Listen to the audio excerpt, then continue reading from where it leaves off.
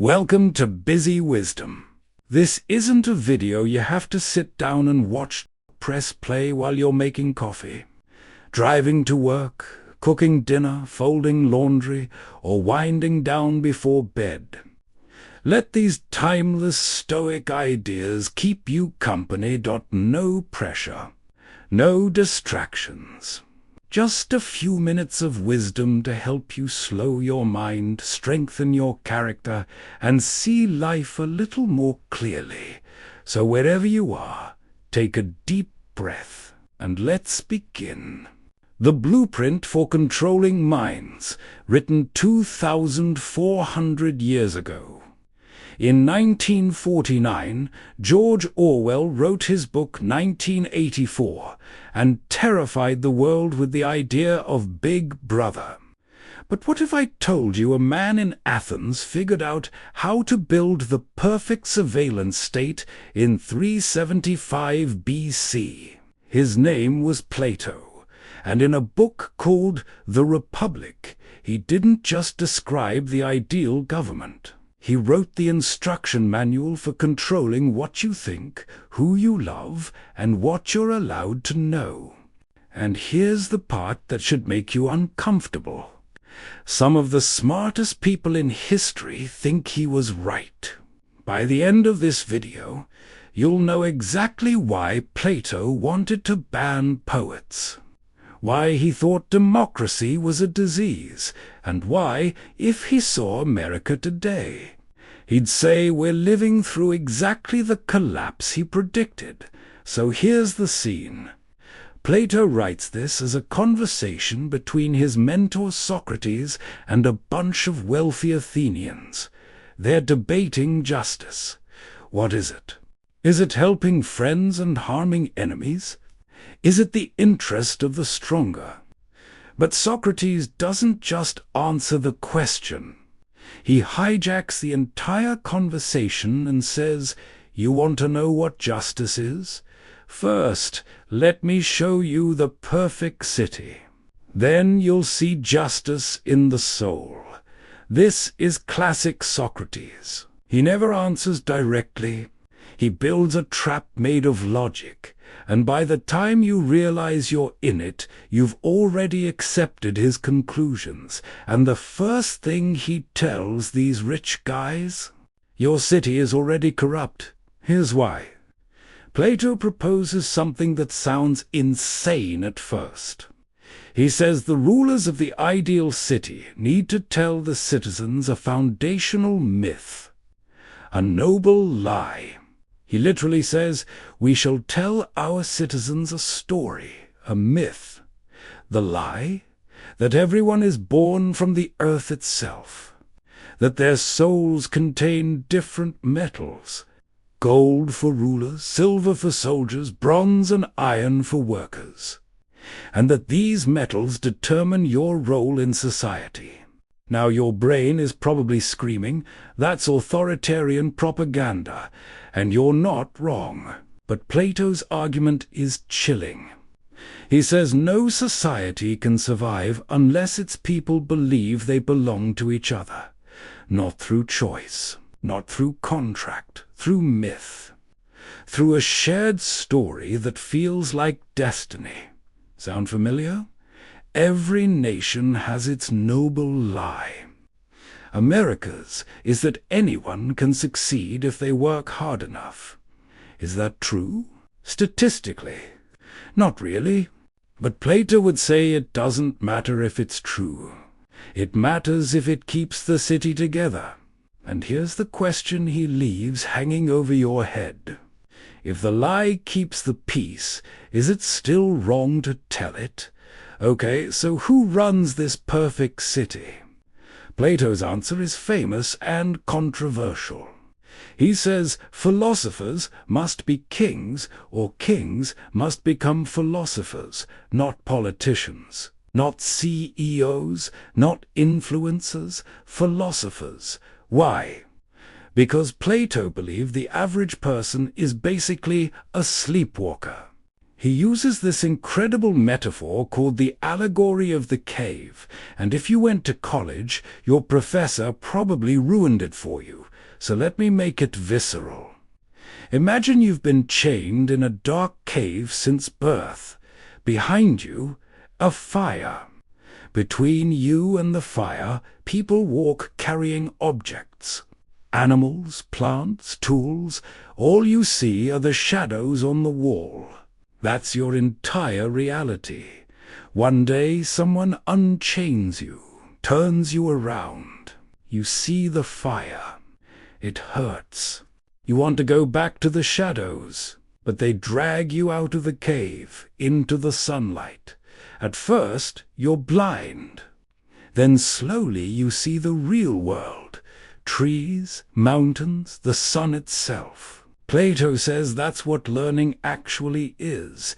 Painful, disorienting. And most people will fight to stay in the cave. Now here's where it gets personal. Plato says the person who escapes the cave has a duty to go back down, to try to free the others. But the others? They'll think he's insane. They might even kill him.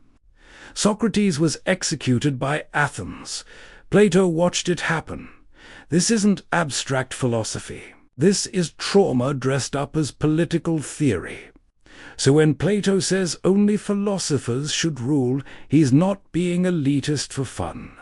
He's saying the only people who should have power are the ones who don't want it. The ones who had to be dragged into the light and know how much it hurts. But here's the loop I want to leave in your brain. Who decides who the philosopher kings are? Plato says rigorous education, but who designs the education? See the trap? Now if you're thinking, okay, philosopher kings sound bad, but at least there'd be art and culture, right?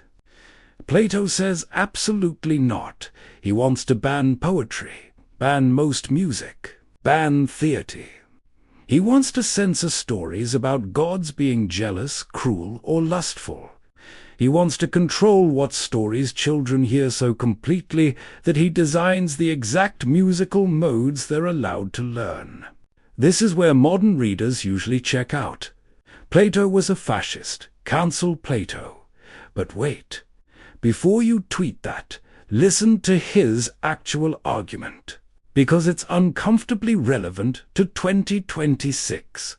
Plato says stories shape a soul before reason can defend it. A child who hears 1,000 stories about heroes getting revenge doesn't need a philosophy class to believe revenge is noble. It's already in his bones. He says the modes of music are never disturbed without unsettling the most fundamental political and social conventions. Translation: culture is upstream from politics. Control the stories, control the people. Plato isn't being a prude. He's being a strategist. And here's the loop. If Plato's right that stories program us before we can think, then who programmed you? The movies you watched as a kid, the songs you loved as a teenager, the memes you scroll past right now. Plato would say, those aren't entertainment. Those are your chains. Okay, buckle up. Because Plato's Republic has a section that even philosophy professors sometimes skip. And it's the most important part. Socrates' friends keep pushing him. Fine, your city sounds nice, but what about the individual? Can a person be truly just if they get nothing for it? So Plato proposes a thought experiment. He says, imagine a man who is completely just, honest, fair, generous, but the world conspires to make him look evil. He's framed, tortured, executed. His reputation is destroyed. He dies in agony. Meanwhile, imagine a completely unjust man, liar, thief, murderer, who is so skilled at manipulation that he becomes beloved, wealthy, powerful. He dies surrounded by glory. Plato asks, who is happier? The just man with nothing, or the unjust man with everything? And his answer is, the just man, because the unjust man's soul is chaos, appetite ruling reason. The just man's soul is harmony. Even in torture, he has something the unjust man can never buy: inner order. But here's what keeps me up at night. Plato admits you have to be dragged to this conclusion. No one naturally believes the tortured just man is happier than the celebrated tyrant. You have to be convinced, through philosophy, through pain, which means Plato knows his republic is a hard sell. He knows most people will choose the cave. He knows democracy gives them that choice, and that's why he hated democracy. Plato lived through the Peloponnesian War. He watched Athens, the birthplace of democracy, execute his teacher because the crowd was angry. He watched democratic leaders pander to the worst instincts of the people to get votes. So in the Republic, he draws a devastating picture of democracy's life cycle. And I need you to hear this, because if you replace Athens with America, it gets spooky. Plato says democracy begins when the poor overthrow the rich. Freedom becomes the highest value. But then freedom becomes license. The son disrespects the father. The student disrespects the teacher. The foreigner is treated the same as the citizen. He says in such a society, the teacher fears and panders to the pupils. Sound like any school board meetings you've seen? He says democracy breeds insatiable desire for freedom. People want freedom from everything. From tradition, from expertise, from consequences, until finally they want freedom from freedom itself. And that's when the tyrant arrives. Not as an enemy of democracy, but as its logical conclusion. The exhausted masses, drowning in too much choice, too much chaos, begged for someone strong to restore order. Plato writes, the tyrant is always democratically elected. Now, I'm not saying Plato predicted 2026, but I am saying he saw a pattern. And the pattern is, democracy doesn't die by invasion. It dies by indulgence, by a society so obsessed with freedom that it forgets what freedom is for. And here's the loop I want to plant. If Plato walked into America right now, would he see a republic, or would he see the final stage before the tyrant? Here's the twist that most people miss. The republic isn't really about politics. It's about psychology. Plato says every human soul has three parts. Reason, the part that wants truth.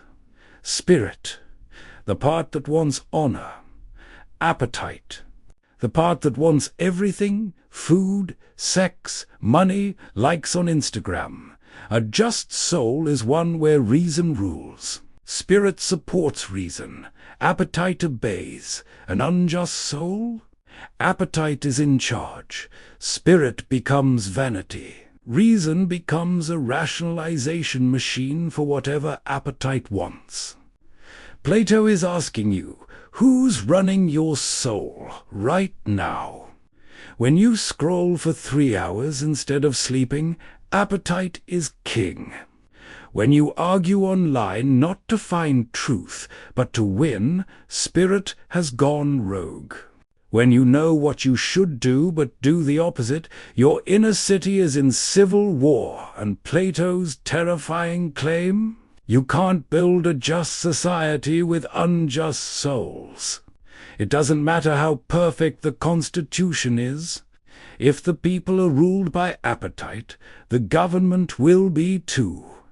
So the Republic isn't a blueprint for a city. It's a mirror, and Plato is holding it up to you. Let's go back to the beginning. The noble lie, the philosopher king. The banned poets. The hatred of democracy. You came here thinking Plato was an ancient elitist with dangerous ideas, and you're not wrong. But here's what I want you to carry with you. Plato didn't write a utopia. He wrote a warning dressed up as a wish. He knew his republic was impossible. He says so himself. But he also knew that without imagining the ideal, we can't see how far we've fallen. So the real question isn't, should we build Plato's republic? The real question is, what would it cost to build a better one? And are we willing to pay it?